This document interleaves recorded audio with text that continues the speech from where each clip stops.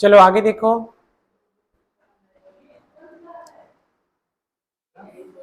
अब हम लोग क्या करेंगे, कुछ और एक्टिविटीज है, chemical property of acid and base को समझेंगे। मेटल के साथ वो रिएक्ट कैसे करते हैं इसको देखेंगे।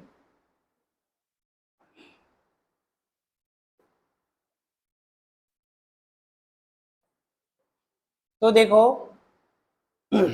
आपको थोड़ा कॉशन रखना है इसको करने से पहले, है ना। टीचर के गाइडेंस में आप लोग अलग अलग बैठ जाओ।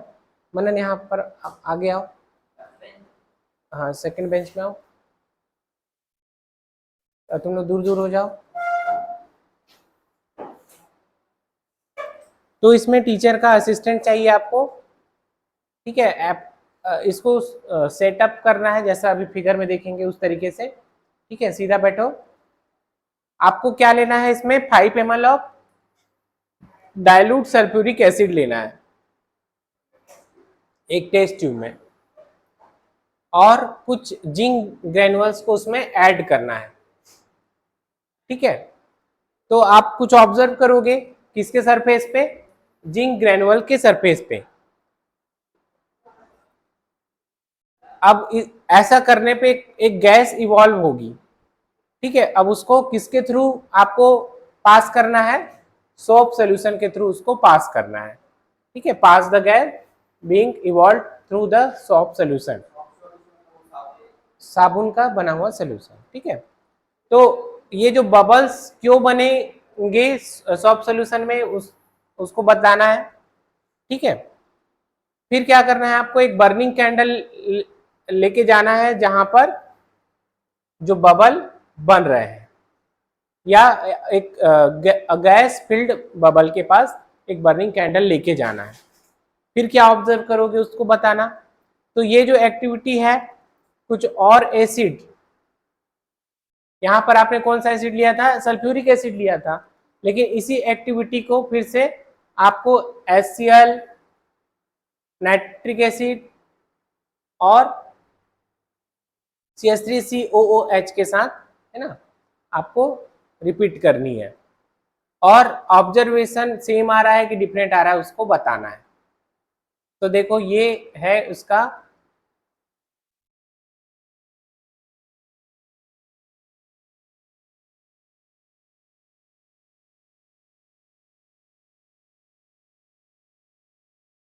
सेटअप है। यहाँ पर देखो क्या लिया है, जिंक ग्रेनुअल्स लिया है, ठीक है। डाइल्यूट सल्फ्यूरिक एसिड है, टेस्ट ट्यूब है, स्टैंड में ये फिक्स है। तो यहाँ पर जो बबल है वो किसका बन रहा है, हाइड्रोजन गैस का, ठीक है। उसको यहाँ से कलेक्ट करना है, और ये सॉफ्ट सोल्यूशन है उस पे उसको लाना है ना। ये डिलीवरी ट्यूब है। तो इसके बाद यहाँ पर आपको क्या करना है, कैंडल को लेके जाना है। तो जो हाइड्रोजन गैस है ना, यहाँ से जो इसमें आया था वो क्या होगा, एक पॉप साउंड के साथ बर्न होगा, ठीक है, ठीक है। पॉपअप साउंड के साथ बर्न होगा। तो यहाँ पर क्या हो रहा है, जिंक ग्रेनुअल्स का रिएक्शन हो रहा है डाइल्यूट सल्फ्यूरिक एसिड के साथ, और हाइड्रोजन गैस का टेस्ट कर रहे हैं कि वो हाइड्रोजन गैस ही है कि नहीं, और वो पता चल रहा है by burning with a pop sound.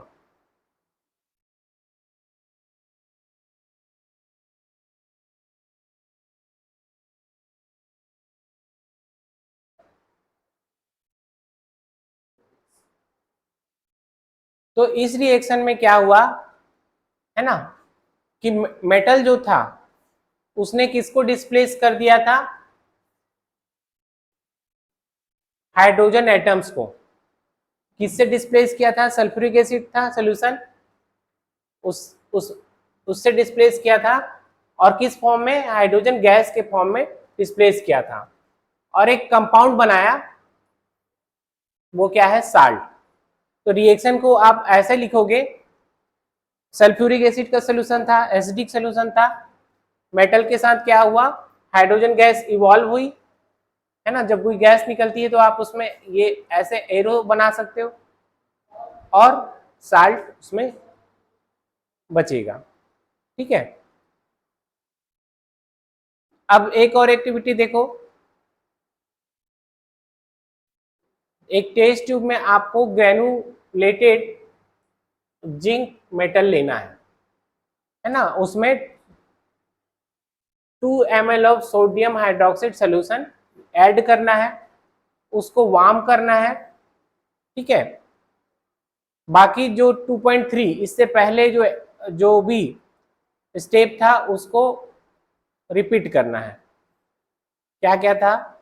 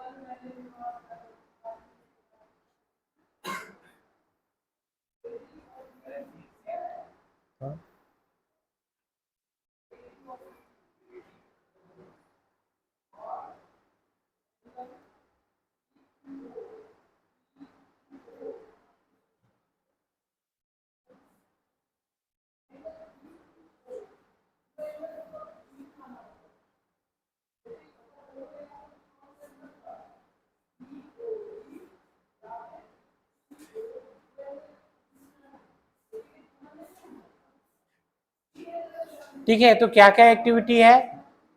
जो गैस इवॉल्व होगी उसको सॉफ्ट सॉल्यूशन से आपको टेस्ट करना है ना, बबल्स को देखना है क्यों पॉप हो रहे हैं।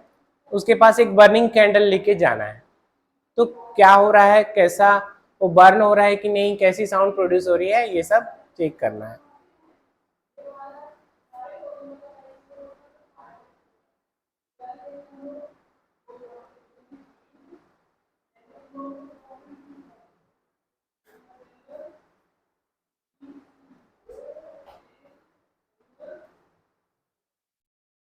तो इसका रिएक्शन आप कैसे लिखोगे?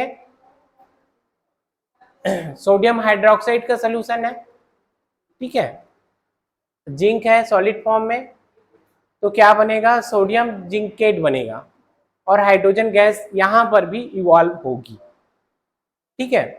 तो यहां पर भी हाइड्रोजन गैस बना, लेकिन ये ऐसा नहीं है कि ये जो रिएक्शन है सभी एलिमेंट के साथ पॉसिबल हो। कितना टाइम हुआ?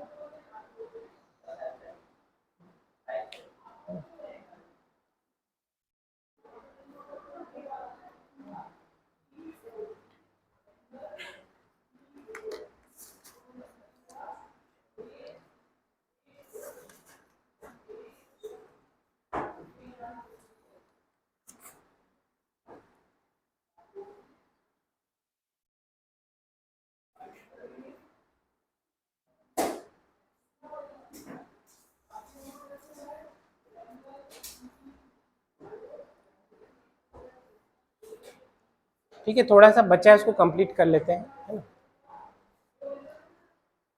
अब देखो, metal carbonate and metal hydrocarbonate कैसे रिएक्ट करते हैं एसिड से।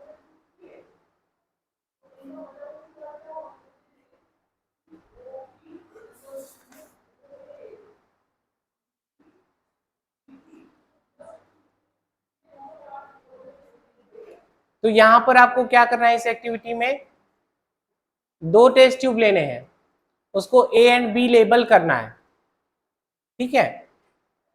अब टेस्ट ट्यूब ए में आपको 0.5 ग्राम ऑफ सोडियम कार्बोनेट लेना है, ये है टेस्ट ट्यूब ए। इसमें आपको देखो सोडियम कार्बोनेट 0.5 ग्राम लेना है और 0.5 ग्राम सोडियम हाइड्रोजन कार्बोनेट लेना है टेस्ट ट्यूब बी में, ठीक है। अब क्या करना है, आपको 2 ml ऑफ डाइल्यूट HCl मिलाना है दोनों टेस्ट ट्यूब में, ठीक है। तो आप क्या ऑब्जर्व करोगे उसको बताओगे। उसके बाद जो गैस प्रोड्यूस होगी उसको पास करना है थ्रू लाइम वाटर से, ठीक है। ये देखो इस तरीके का डिलीवरी ट्यूब है, उससे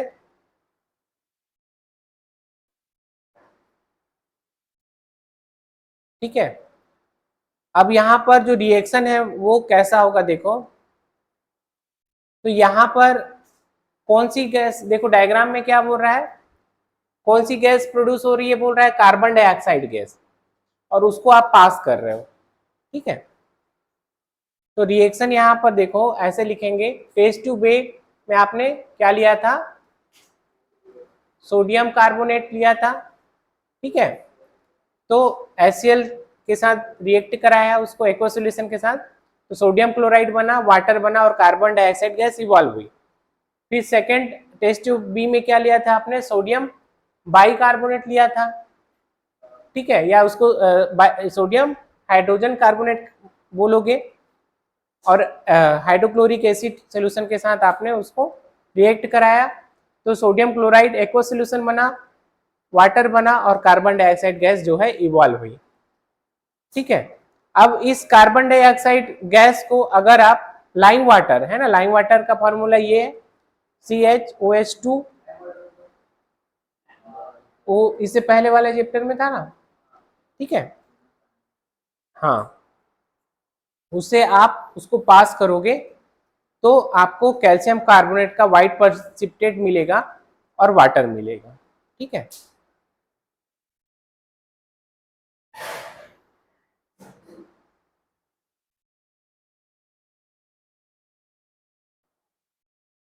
और ज्यादा एक्सेस में कार्बन डाइऑक्साइड को पास करोगे तो ये रिएक्शन होगी। ठीक है, जो कैल्शियम कार्बोनेट बन रहा है उससे भी वो रिएक्ट करेगा, तो ये बनेगा CaSCO3 एक्वस, जो कि वाटर में सोल्यूबल होगा।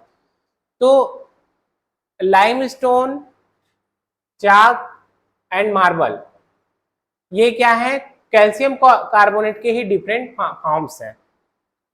ठीक है, तो जितने भी मेटल कार्बोनेट्स हैं एंड हाइड्रोजन कार्बोनेट्स हैं, वो एसिड के साथ रिएक्ट करके आपको क्या देते हैं, साल्ट, कार्बन डाइऑक्साइड और वाटर देते हैं।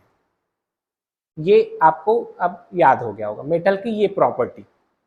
मेटल अगर रिएक्ट कर रहा है एसिड, मेटल के जो कार्बोनेट्स हैं या हाइड्रोजन कार्बोनेट्स हैं, अगर वो एसिड से रिएक्ट करते हैं तो आपको क्या मिलता है, साल्ट, कार्बन डाइऑक्साइड और वाटर मिलता है। ठीक है, तो रिएक्शन को समराइज ऐसे कर सकते हो, मेटल कार्बोनेट या मेटल हाइड्रोजन कार्बोनेट है, एसिड के साथ रिएक्ट करके आपको साल्ट, कार्बन डाइऑक्साइड और वाटर मिलता है।